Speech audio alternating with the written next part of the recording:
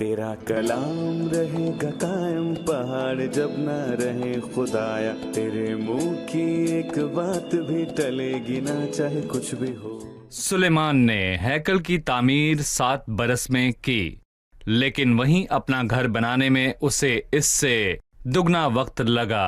क्या इसमें कुछ खास बात है? उन 2 सतूनों के नामों याकिन और बोइस का क्या मतलब है जो खुदावंद के घर के मुख्तल में हैं, और हमें उनसे क्या रूहानी सबक मिलता है? हौज पाक तरीन मुकाम में जाने से पहले सहन में पड़ता था दुआ से पहले। क्या आप जानते हैं कि हौज और पानी से धोए जाने से क्या मुराद है?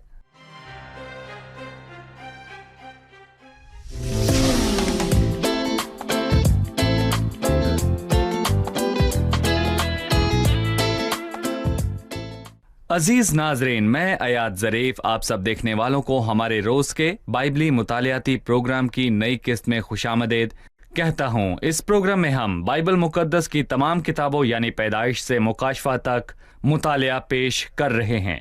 अपने मुताले में हम पहले सलातीन की किताब पर पहुंच चुके हैं जो पुराने अहदनामे की तारीखी कुतुब में से एक है, और आज हम 7वें फिर 8वें बाब का मुतालिया करेंगे। लेकिन उससे पहले मैं स्टूडियो में मौजूद खुदा के खादमीन को खुशामदीद कहना चाहूंगा। डॉक्टर एहसान खुशामदीद। आपका बहुत शुक्रिया। डॉक्टर खालिद आपको भी खुशामदीद। आप कैसे हैं?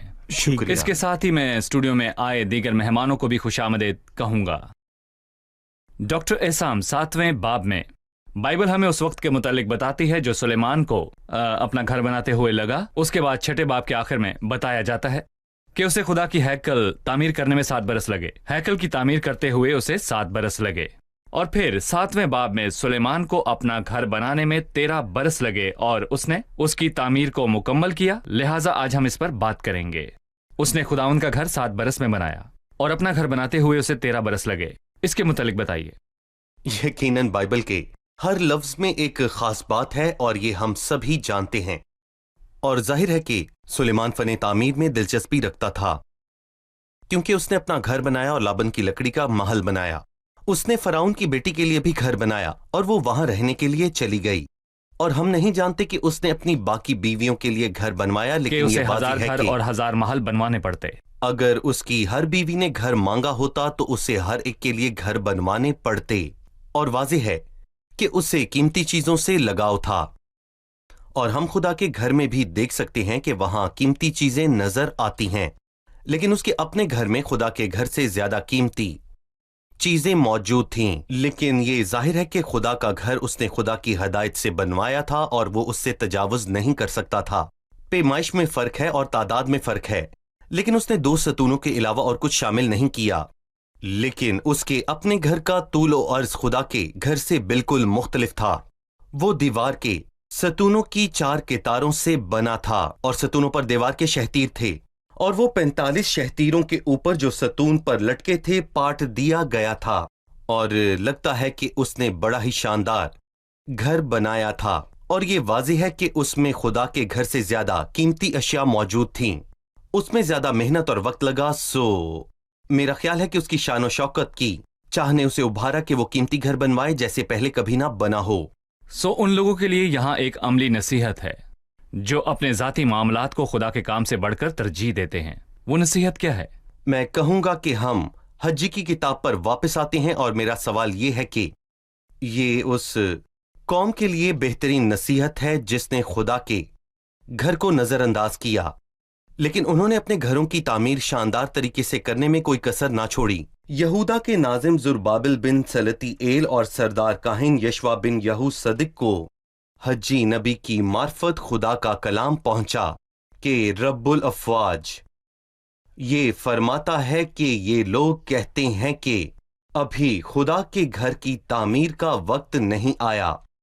तब खुदावंद का कलाम हज्जी नबी की मार्फत पहुंचा कि क्या तुम्हारे लिए मस्कूफ घरों में रहने का वक्त है?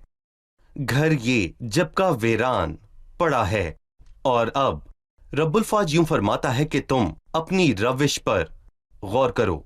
मतलब कि उनके दिल रास नहीं थे जब आपको खुदाम के घर से ज्यादा अपने घर की परवाह हो।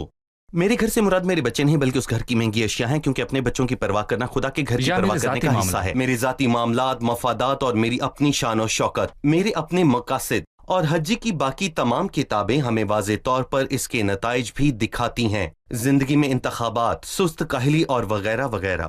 صحیح۔ بھائی خالد، اسی طرح 7ویں باب کی 13ویں آیت میں لکھا ہے، پھر سلیمان بادشاہ نے سور سے حرام کو بلوا لیا، اور وہ نفتالی کے قبیلہ کی بیوہ کا بیٹا تھا، اور اس کا باپ سور کا باشندہ اور ٹھٹھیرا تھا، اور وہ پیتل کے سب کام کی کاریگری میں حکمت اور سمجھ اور مہارت رکھتا تھا۔ کیا آپ ہمیں حرام کے متعلق کچھ بتائیں گے اور اس کا اس کام کے اندر کیا کردار رہا؟ دراصل حرام نام کے 2 اشخاص ہیں، جو کہ سور کا بادشاہ تھا، جس کے داؤد کے ساتھ اچھے تعلقات تھے، جس نے داؤد کی موت کے بعد سلیمان کی فکر کی، جو نیا بادشاہ اور تخت کا وارث تھا۔ لیکن حرام جس کا تذکرہ 13ویں آیت میں ہے، وہ سور کا باشندہ تھا، لیکن وہ سور کا بادشاہ نہ تھا، وہ سور میں رہتا تھا، اور خدا نے اسے بہت خاص نعمتیں اور ہنر بخشا تھا۔ میرا خیال ہے کہ سلیمان کو اس شخص کے متعلق پہلے بتایا گیا تھا، خاص کہ یہ کہ حرام کی ماں ایک یہودی تھی، 12 قبیلوں میں سے ایک سے تعلق رکھتی ہے۔ سلیمان نے حرام کو بلاوا بھیجا کہ اپنی نعمتوں اور ہنر کا بہترین استعمال کرے، کہ جو حکمت و فہم خدا نے اسے بخشا ہے، اس سے وہ ان دھاتوں کو استعمال کر کے خدا کے گھر کے لیے عمدہ چیزوں کو بنائے۔ در حقیقت یہ جاننا بڑا ضروری ہے کہ ایسے کچھ کام ہیں جو ہم خود نہیں کر سکتے، لیکن دوسرے وہ نجومی کر سکتے ہیں، سو ہمیں ان میں الجھنا نہیں چاہیے جب ہم اسے کرنے کے قابل نہ ہوں۔ مثلا جب بنی اسرائیل نے بیابان میں ہیکل کو تعمیر کیا اور خدا نے موسیٰ کو اس کا نقشہ اور ہدایت دی، تو اس نے اسے یہ کام کرنے کو نہ کہا، بلکہ خدا نے بزلیل کو یہ کام کرنے کو بلایا تھا۔ موسیٰ نے کوئی اعتراض نہ کیا کہ یہ کام تو اسے کرنا تھا، بلکہ اسے آگے دیا جنہیں خدا نے بلایا تھا۔ حرام وہ شخص تھا جسے خدا نے بلایا کہ اپنی نعمتوں کو اور ہنر کا استعمال کرے اور خدا کے گھر کے لیے عمدہ اور نایاب چیزیں تیار کرے۔ ہم یہاں ایک عملی سبق سیکھتے ہیں کہ جو کام خدا کے گھر کے کام ہیں، انہیں انہی لوگوں کو کرنا چاہیے جنہیں خدا نے اس لائق بنایا ہے۔ خدا نے انہیں محروم نہیں رکھا۔ خدا کے خاص بلاوے کے تحت بلائے گئے ہیں، بجائے اس کے کہ معلومات میں یوں ہی الجھ کر اس کو خراب کریں۔ صحیح۔ ابھی وقت ہے ایک چھوٹے سے وقفے کا، پھر ہم مہمانوں کے سوالات کے ساتھ حاضر ہوں گے۔ عزیز ناظرین، وقفے کے بعد آپ سے دوبارہ ملاقات ہوگی۔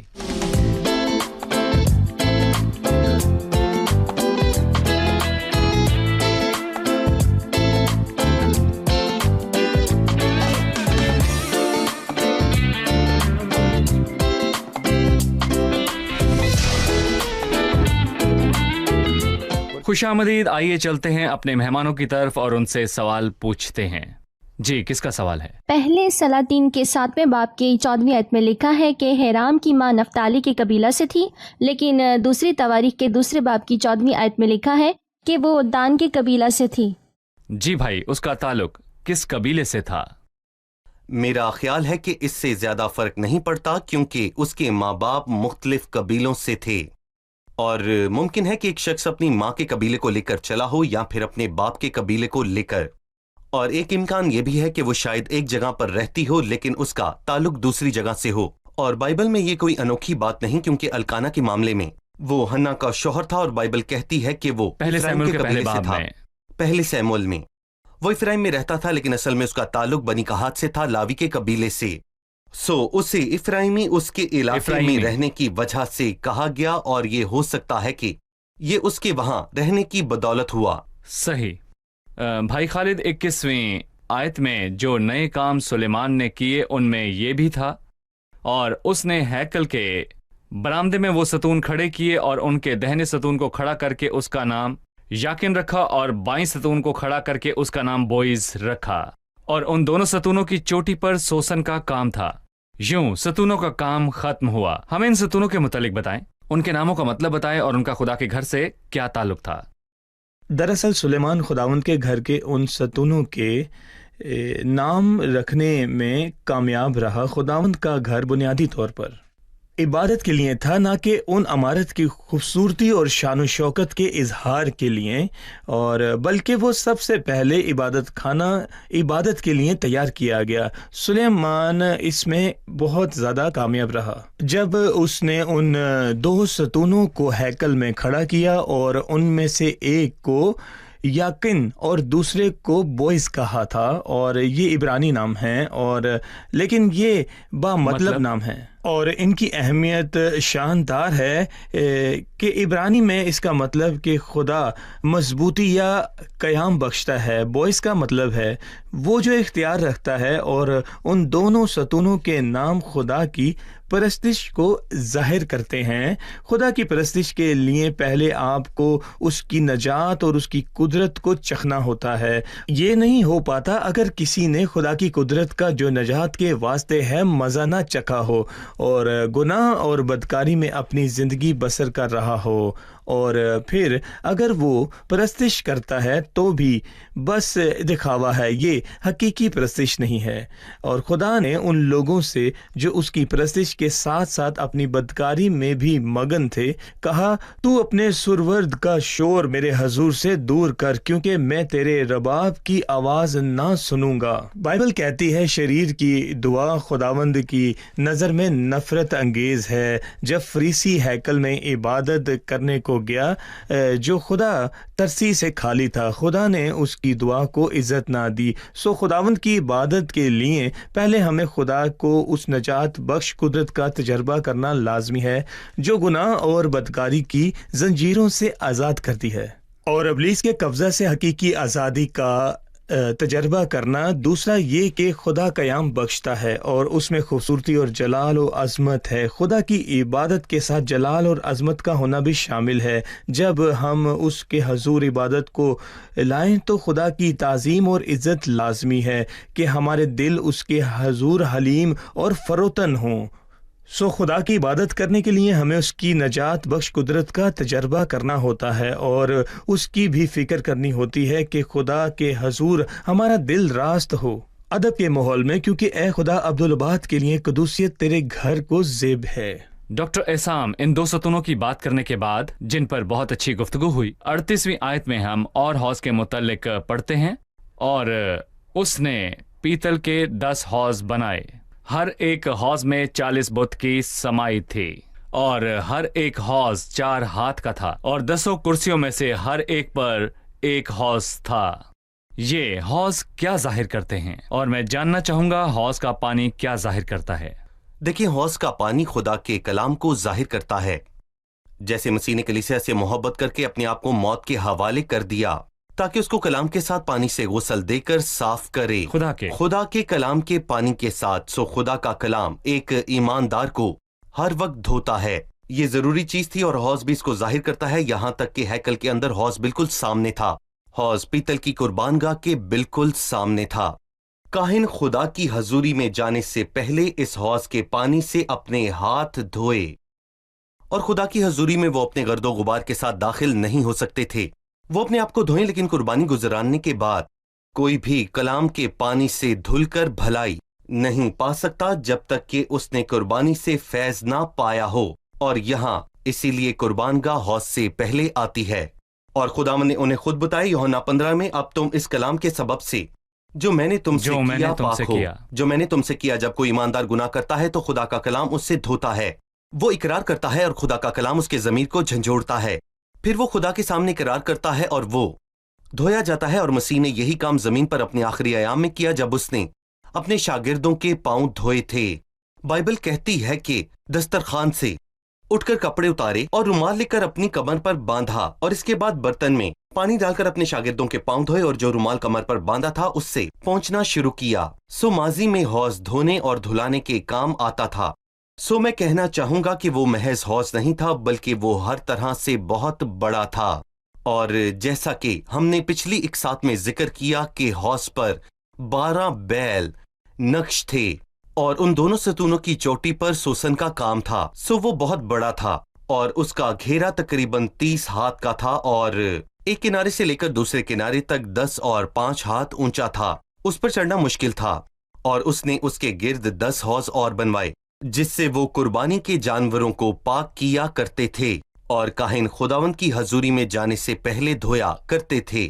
صحیح بھائی خالد، ہم جانتے ہیں کہ وہ ستون ہیکل کے مدخل پر تھے، لیکن وہاں پر ایک حوض تھا جو پہلے حصے یا صحن میں تھا، لیکن اس کے اندر کچھ اور تھا، یعنی شمعدان۔ جی خیمہ اجتماع میں ایک شمعدان تھا، یہاں اس نے 10 شمعدان بنائے، لہٰذا ہیکل میں شمعدان کیا ظاہر کرتا ہے؟ جی، دراصل خیمہ اجتماع میں سونے سے بنا ہوا ایک شمعدان تھا۔ اس ہیکل میں جسے سلیمان نے تعمیر کیا تھا وہاں 10 شمعدان تھے، 5 جنوب کی جانب اور 5 شمال کی جانب۔ یقیناً شمعدان کی بڑی تعداد کی وجہ حجم تھا، ہیکل کا حجم جو کہ خیمہ اجتماع سے کئی گنا بڑا تھا، سو یہ ضروری تھا کہ وہاں ایک سے زیادہ شمعدان ہوں۔ جو کچھ بھی خدا نے بنانے کو کہا، چاہے وہ خیمہ اجتماع ہو یا وہ ہیکل میں، اس کا ایک شاندار روحانی مطلب ہے۔ ہم شمعدان میں بھی ایک شاندار تعلیم کو دیکھتے ہیں جو روح القدس کی قدرت کے زمین پر خدا کی گواہی دینے کے حوالے سے ہے۔ ہم اسے زکریا نبی کی ایک رویا کے ذریعے سمجھ سکتے ہیں جو زکریا اس کے 4 باب میں ہے، جب خدا نے اسے 2 شمعدان زیتون کے 2 درخت دکھائے۔ جب زکریا نے یہ دیکھا تو خدا نے اسے ایک بات سکھائی اور اس سے کہا، نہ تو زور سے نہ توانائی سے بلکہ میری روح سے رب الفاج فرماتا ہے۔ سو ہمیں خدا کی گواہی اوروں تک پہنچانے کے لیے قوت کی ضرورت ہے، انسانی حکمت کی قوت نہیں، نہ ہی اس کے فہم کی قوت، بلکہ خدا کے روح کی قوت کی۔ اور ایک بات کہ جو شخص پاک مقام میں خداوند کی خدمت کرتا اور اس کی عبادت کرتا، اسے روشنی اور حکمت کی ضرورت ہے۔ مجھے روشنی کی ضرورت ہے تاکہ میں روشن ہو کر خدا کی عبادت کر سکوں، اس لیے مجھے روح القدس کی ضرورت ہے کہ میری آنکھوں کو خداوند کی عبادت کے واسطے کھولے۔ صحیح، ابھی ہم ایک چھوٹا سا وقفہ لیں گے اور پھر مہمانوں کے سوالات کے ساتھ حاضر ہوں گے۔ ناظرین، ایک چھوٹے سے وقفے کے بعد دوبارہ حاضر ہوتے ہیں۔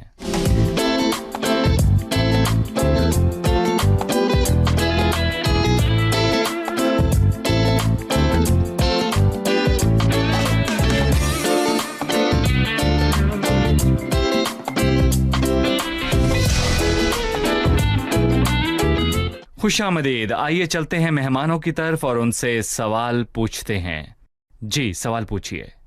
پہلے سلاطین کے 26 باب کی 7ویں آیت میں لکھا ہے اس میں 2000 بت کی سمائی تھی، لیکن دوسری تواریخ کے 4 باب کی 5ویں آیت میں لکھا ہے اس میں 3000 بت کی سمائی تھی۔ کیا یہاں کوئی تضاد ہے؟ 2000 یا 3000؟ ہم اسے کیسے سمجھ سکتے ہیں؟ دیکھیں، میں کہوں گا کہ تواریخ کی کتاب باتوں کو مکمل طور پر پیش کرتی ہے اور فضل جو کہ انسانی ضروریات کی تکمیل سے کئی گنا بڑھ کر ہے۔ دونوں تواریخ کی کتاب انسانی ضروریات کی بات کرتی ہیں اور فضل کی جو اس کی تکمیل ہے۔ سو حوض میں گنجائش کتنی تھی؟ وہ اتنا بڑا تھا کہ اس میں 3000 بتوں کی سمائی ہو 2000 سکتی تھی۔ وہ اسے 2000 تک بھرتے، اور یہ وہ مقدار ہے جو ہمیشہ حوض میں رہتی تھی۔ غسل کی گنجائش چھوڑنے کے واسطے اسے سر تک نہ بھرتے، کیونکہ 3000 تو حوض کی مکمل استعداد تھی، اور اس کا اس کتاب میں ذکر اس کتاب کی خصوصیات کی وجہ سے ہوا۔ سو کوئی فرق نہیں ہے، یہ اس تعداد کی اور اصل مقدار کی بات ہے جس کی حوض میں گنجائش تھی۔ بھائی خالد، میرے ذہن میں ایک سوال آ رہا ہے کہ جب بھی ہم خدا کے زمینی گھر یعنی خیمہ اجتماع یا ہیکل کے متعلق پڑھتے یا پھر سنتے ہیں تو خدا کو زمین پر گھر بنانے کی کیا ضرورت تھی؟ سلیمان نے وہ ہیکل کیوں بنائی جو زمین پر خدا کا گھر کہلائے؟ دراصل سرداروں کے عہد کے بعد اور شریعت کے دور کی شروعات میں سرداروں کے عہد اور شریعت کے دور کے متعلق کچھ بتائیے۔ جی، ابراہم، اسحاق اور یعقوب کے بعد خدا کے اپنے لوگ تھے، اس نے انہیں چھڑایا اور مصر سے نکال لایا جو غلامی کا گھر تھا۔ خدا نے اپنے لوگوں کو بتایا کہ وہ ان کے درمیان رہے گا اور اپنا نام ایسی جگہ میں رکھے گا جہاں انسان نہ صرف خدا تک پہنچ سکے بلکہ اس سے ملاقات کر سکے۔ سو ایسی کوئی جگہ ہونا لازمی تھی جہاں انسان خدا سے ملاقات کر سکے۔ اس لیے پرانے عہد نامہ میں ہر ایک گھر میں، چاہے وہ خیمہ اجتماع ہو یا وہ ہیکل ہو جو سلیمان نے تعمیر کی، ایک قربانی لازمی تھی، اور قربانی مسیح کی صلیب کی طرف عظیم اور خوبصورت اور اہم اشارہ ہے۔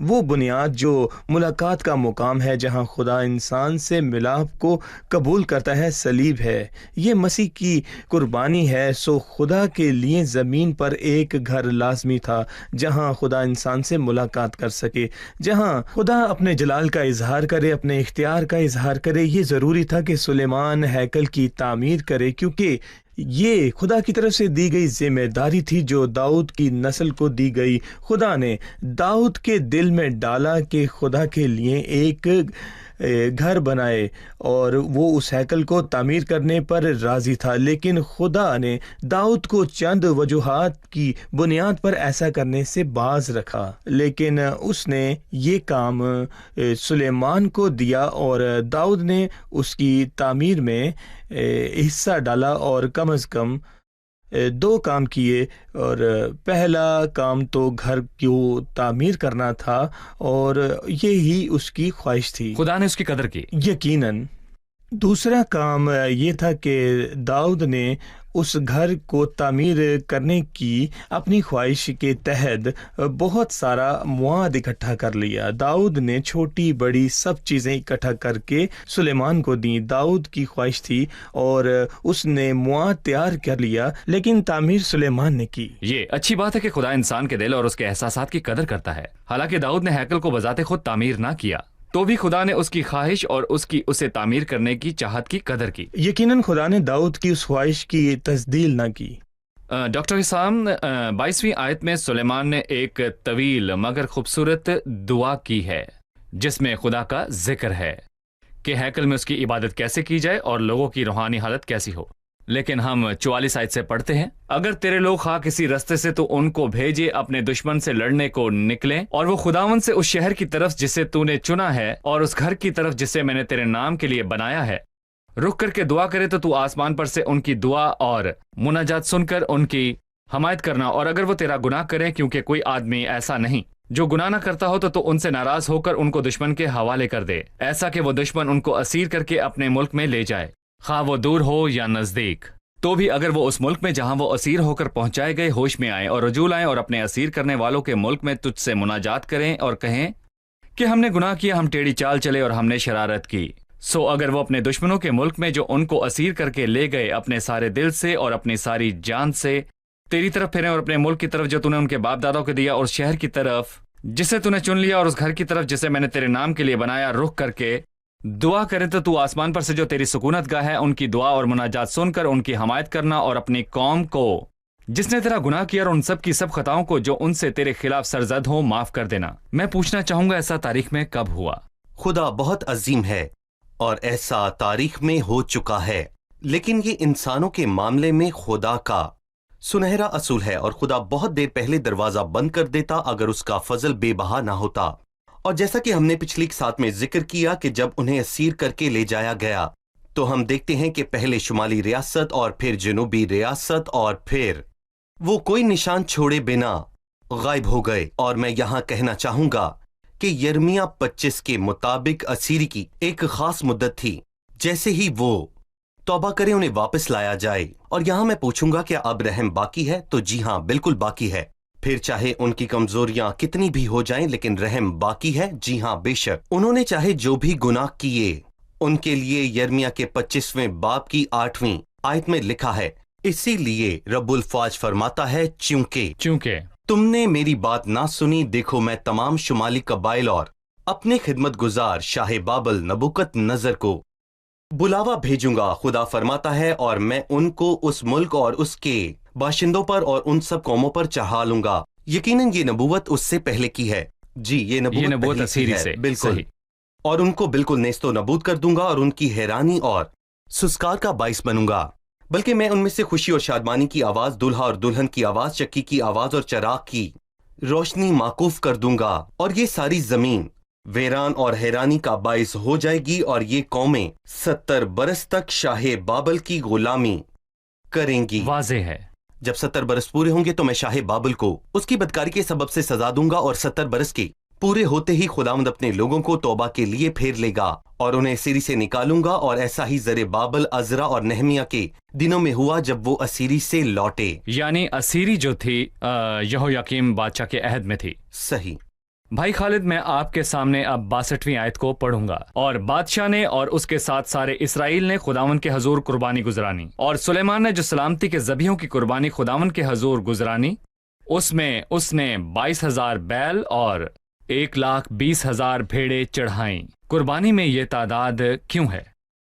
دراصل یہاں سلامتی کی قربانی پر زور دیا جا رہا ہے، اور احبار کی کتاب سے ہم یہ سمجھ سکتے ہیں کہ یہ شکر گزاری ہے، اور یہ واضح ہے کیونکہ خدا نے ان پر اتنا کرم کیا اور انہیں وہ بادشاہ اور گھر دیا، تو بدلے میں اس کی شکر گزاری کرنا تو بنتا تھا۔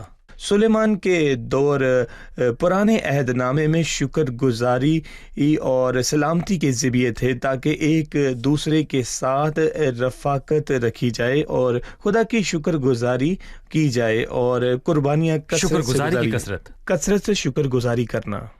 ٹھیک ہے، آپ کا شکریہ۔ اب وقت ہے کہ ہم مہمانوں کے ساتھ مل کر قسط کی دہرائی کریں۔ ہیرام کے متعلق کچھ بتائیں، جو سور کا بادشاہ تھا جسے سلیمان نے بلوایا تھا۔ ہیرام سور کے ملک کا باشندہ اور ایک عبرانی عورت کا بیٹا تھا جو اسرائیل کے ایک قبیلے سے تعلق رکھتا تھا۔ خدا نے اسے پیتل کے کام میں مہارت بخشی تھی، سو سلیمان نے اسے بلوایا تاکہ وہ خدا کے گھر کے لیے اپنے ہنر کے وسیلے اچھی چیزیں بنائے۔ ٹھیک ہے، وہ 2 ستون جو سلیمان نے کھڑے کیے، یاکن اور بوئز، روحانی طور پر کیا ظاہر کرتے ہیں، یہ بتائیے۔ یاکن اور بوز عبرانی نام ہیں۔ یاکن کا مطلب ہے خدا مضبوطی یا قیام بخشتا ہے، بوز کا مطلب ہے وہ جو اختیار رکھتا ہے، اور ان 2 ستونوں کے نام خدا کی پرستش کو پیش کرتے ہیں۔ خدا کی پرستش کے لیے ایک شخص کو اس کی نجات اور اس کی قدرت کو چکھنا ہوتا ہے۔ خدا کی پرستش میں تہذیب اور احترام اور تعظیم لازمی ہے۔ ٹھیک ہے، بہت شکریہ، خدا آپ کو برکت دے۔ اگلے پروگرام میں آپ سے ملاقات ہوگی۔ آپ دونوں کا بھی بہت شکریہ۔ آنے والے پروگرام میں آپ سے پھر ملاقات ہوگی۔ شکریہ۔ تیرا کلام رہے گا قائم، پہاڑ جب نہ رہے خدایا، تیرے منہ کی ایک بات بھی ٹلے گی نہ، چاہے کچھ بھی ہو۔